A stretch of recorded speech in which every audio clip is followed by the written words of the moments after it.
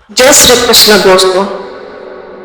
भगवान कहते हैं बुद्धि ज्ञान संशय तथा मोह से मुक्ति, क्षमा भाव सत्यता इंद्रिय निग्रह मन निग्रह सुख तथा दुख, जन्म मृत्यु भय अभय, अहिंसा समता तुष्टि तप दान यश तथा अपयश, ये सभी जीवों के विविध गुण मेरे द्वारा ही उत्पन्न है।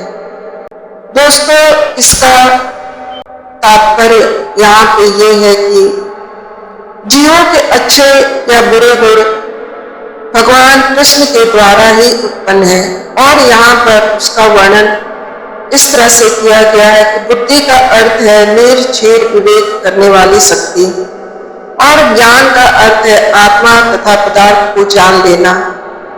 दोस्तों, भौतिक शिक्षाओं से प्राप्त सामान्य ज्ञान मात्र पदार्थ से संबंधित होता है। यहाँ इसे ज्ञान नहीं स्वीकार किया गया।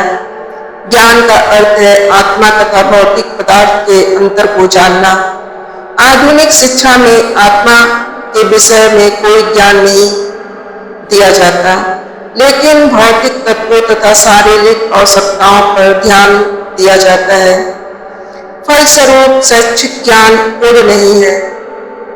असमोह अर्थात संशय तथा मोह से मुक्ति तभी प्राप्त हो सकती है जब मनुष्य झिझकता नहीं और दिव्य दर्शन को समझता है। वह धीरे धीरे निश्चित रूप से मोह से मुक्त हो जाता है।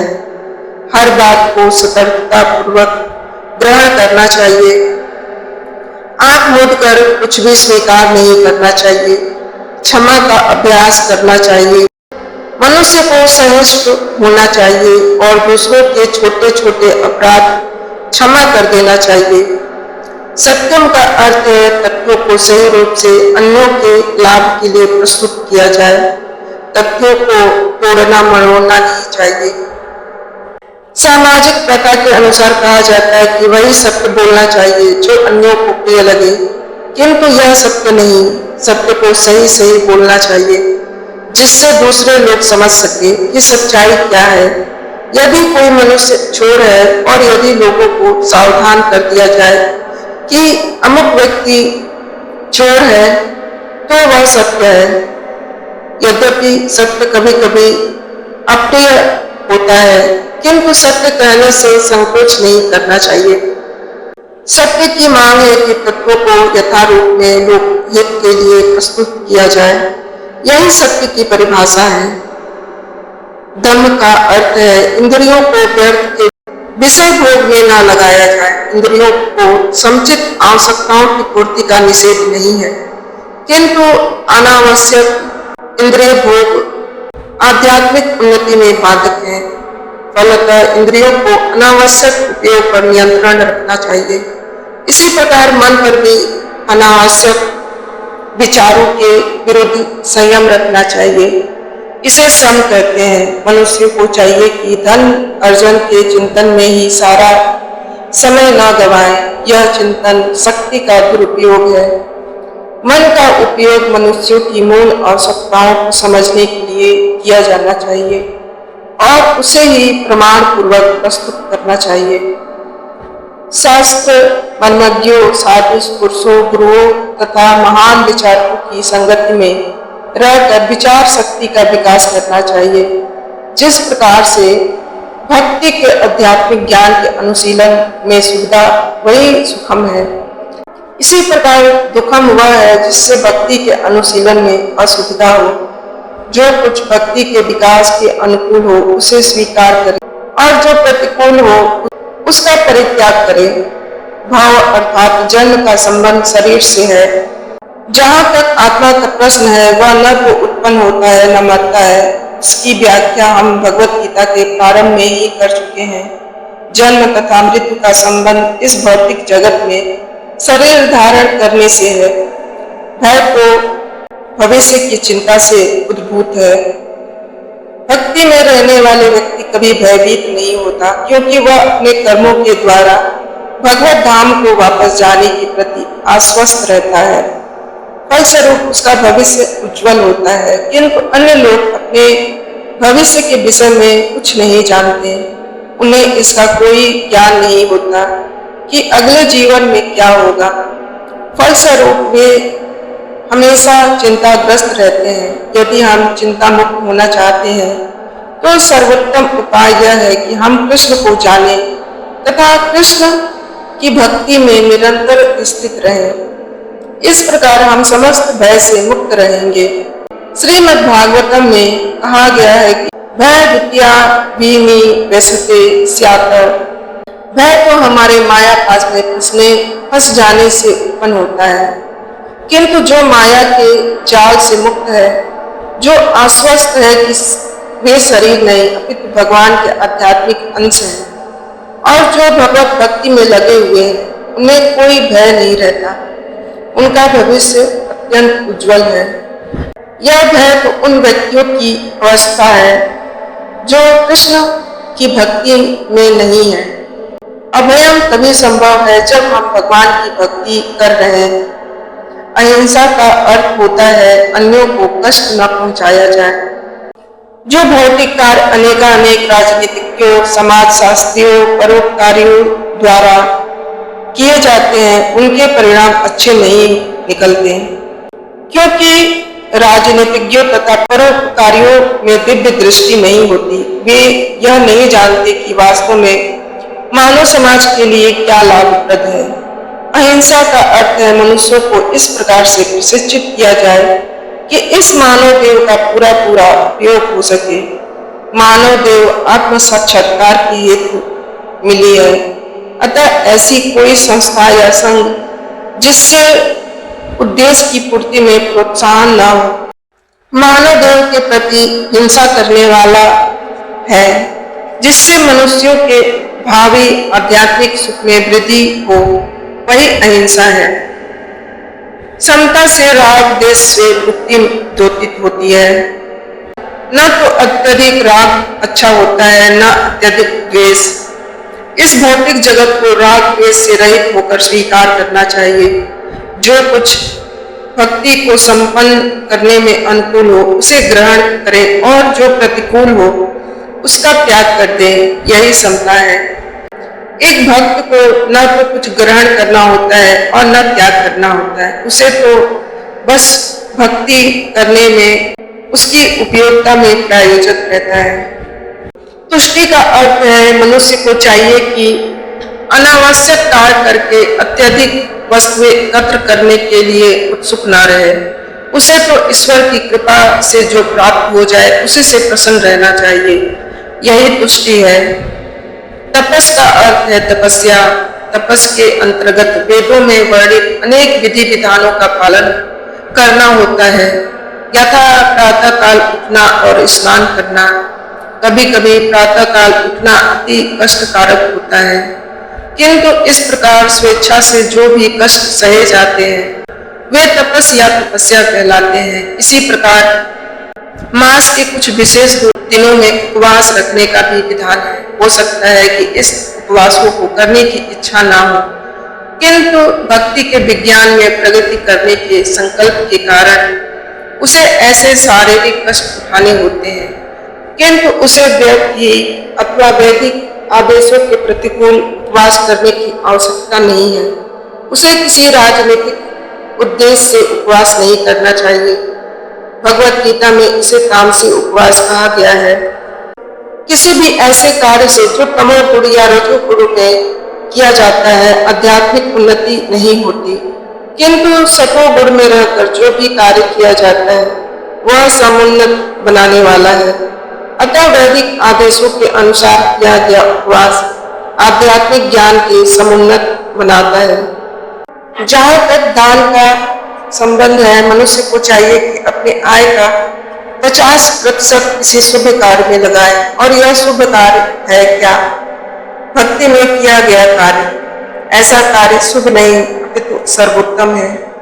क्योंकि कृष्ण अच्छे हैं इसलिए उनका कार्य भी अच्छा है, अतः दान उसे दिया जाए जो भक्ति में लगा हो। वेदों के अनुसार ब्राह्मणों को दान किया जाना चाहिए।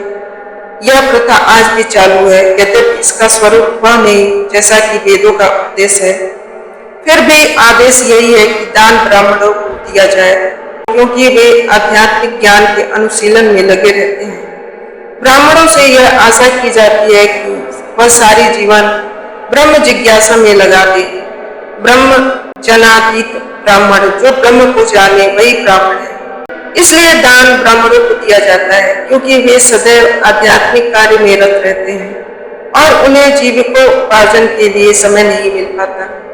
वैदिक साहित्य में साहित्यों सन्यासियों को भी दान दिए जाने का आदेश है। सन्यासी द्वार पर जाकर भिक्षा मांगते हैं। वे धनार्जन के लिए नहीं, प्रचारक ऐसा करते हैं। वे द्वार द्वार जाकर गृहस्थों को अज्ञान की निद्रा से जगाते हैं। क्योंकि गृहस्थ गृह कार्यों में व्यस्त रहने के कारण अपने जीवन के वास्तविक उद्देश्य को, भक्ति जगाने को भूले रहते हैं।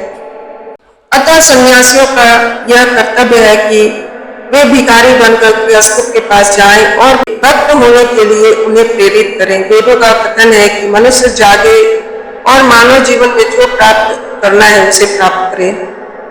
सन्यासियों द्वारा यह ज्ञान तथा विधि वितरित की जाती है। अतः सन्यासी को, ब्राह्मणों को तथा इसी प्रकार के उत्तम कार्यों के लिए दान देना चाहिए, किसी सनक के कारण नहीं।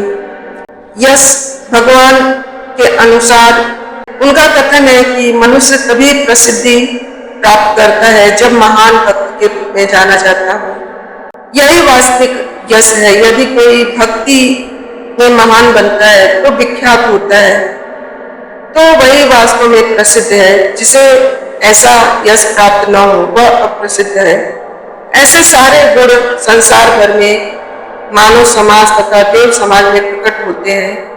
अन्य लोगों में भी विभिन्न तरह के मानव हैं, ये गुण उनमें भी होते हैं।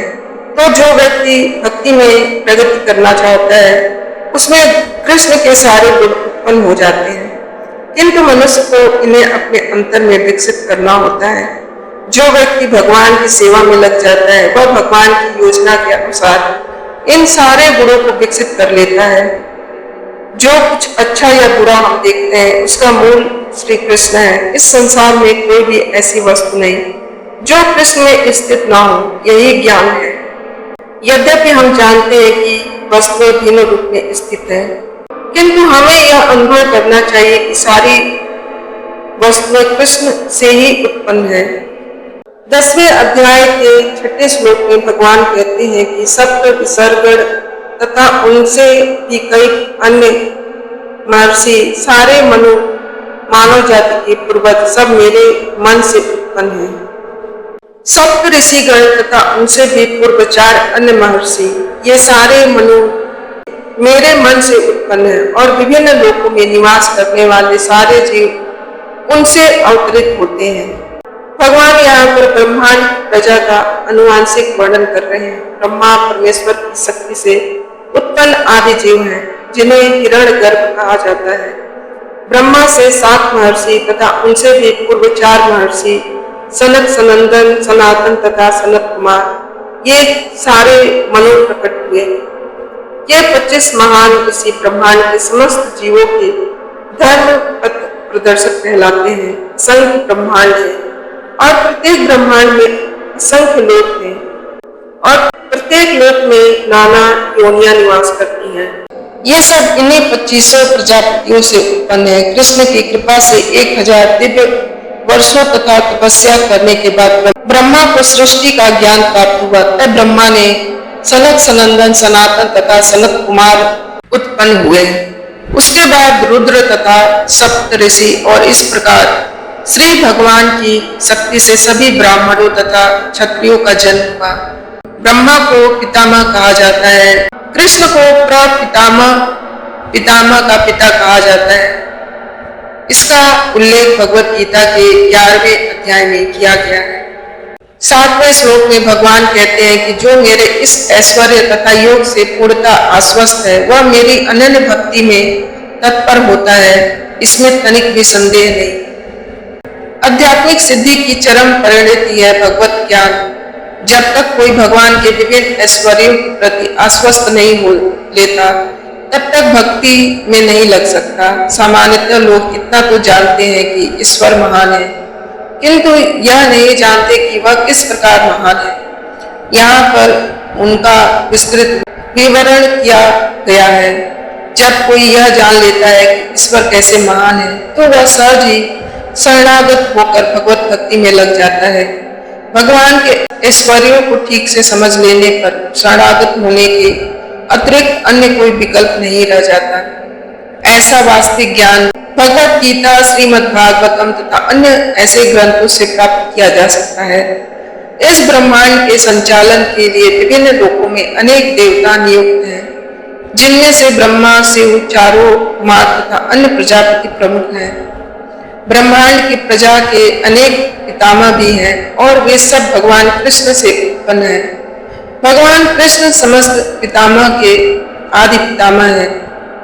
तो ये हैं भगवान कृष्ण के कुछ ऐश्वर्य। जब मनुष्य को इस प्रकार अटूट विश्वास हो जाता है, तो वह अत्यंत श्रद्धा समेत तथा संशय रहित होकर कृष्ण को स्वीकार करता है और भक्ति करता है। भगवान की प्रेमा भक्ति में रुचि बढ़ाने के लिए ही इस विशिष्ट ज्ञान की आवश्यकता है। कृष्ण की महानता को समझने में इच्छा भाव न करते, क्योंकि कृष्ण की महानता को जानने पर ही एक निष्ठ होकर भक्ति की जा सकती है। 8वें श्लोक में भगवान कहते हैं कि मैं समस्त आध्यात्मिक तथा भौतिक जगतों का कारण हूँ। प्रत्येक वस्तु मुझी से उद्भूत है। जो बुद्धिमान यह भली बात जानते हैं, वे मेरी प्रेमा भक्ति में लगते हैं तथा हृदय से पूरी तरह से मेरे पूजा में तत्पर होते हैं। जिस विद्वान ने वेदों का ठीक से अध्ययन किया हो और भगवान के अधिकारियों से ज्ञान प्राप्त किया हो तथा वह यह जानता हो कि इन उपदेशों का किस प्रकार उपयोग करना चाहिए, वही यह समझ सकता है कि भौतिक तथा आध्यात्मिक जगतों के मूल कारण श्री कृष्ण हैं। इस प्रकार के ज्ञान से वह भगवत भक्ति में स्थिर हो जाता है। वह व्यर्थ की टीकाओं से या मूर्खों के द्वारा कभी पथभ्रष्ट नहीं होता। सारा वैदिक साहित्य स्वीकार करता है कि कृष्ण ही ब्रह्मा, शिव तथा अन्य समस्त देवताओं के स्रोत हैं। यथर्वेद में गोपाल कापनि उपनिषद में कहा गया है कि ब्राह्मण विद धातु पूर्व यो वे वेदांश प्राप्यसि स स्म कृष्ण।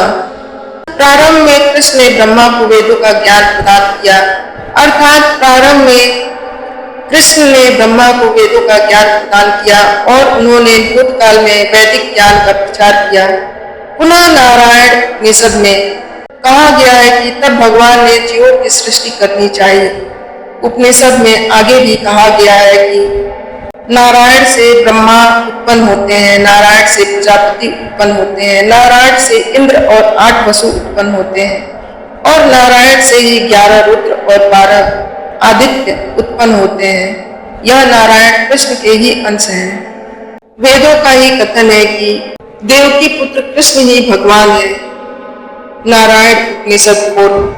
तब यह कहा गया है कि एको वै नारायण आसीन ब्रह्मा न ईशानो नापो नग्नि समो नेमे धवा तृतीय न छत्राणि न सूर्य। पृथ्वी के प्रारंभ में केवल भगवान नारायण थे, न ब्रह्मा थे, न शिव, न अग्नि थी, न चंद्रमा, न नक्षत्र और न सूर्य। मोक्ष धर्म में कृष्ण कहते हैं कि मैंने ही प्रजापतियों को, शिव तथा अन्यों को उत्पन्न किया है, किंतु वे मेरी माया से मोहित होने के कारण यह नहीं जानते कि मैंने उन्हें उत्पन्न किया है। वराह पुराण में भी कहा गया है कि नारायण भगवान है, जिनसे ब्रह्मा उत्पन्न हुए और फिर ब्रह्मा से शिव उत्पन्न हुए। भगवान कृष्ण समस्त उत्पत्तियों के स्रोत हैं और वे सर्व कारण कहलाते हैं। वे स्वयं कहते हैं, चूंकि सारी वस्तुएं मुझसे उत्पन्न हैं, अतः मैं सबों का मूल कारण हूँ। सारी वस्तुएं मेरे अधीन हैं, मेरे ऊपर कोई भी नहीं। कृष्ण से बढ़कर कोई परम नियंता नहीं। जो व्यक्ति प्रामाणिक गुरु से या वैदिक साहित्य से इस प्रकार कृष्ण को जान लेता है, वह अपनी सारी शक्ति भक्ति में लगाता है, कृष्ण की भक्ति में लगाता है और सचमुच विद्वान पुरुष बन जाता है।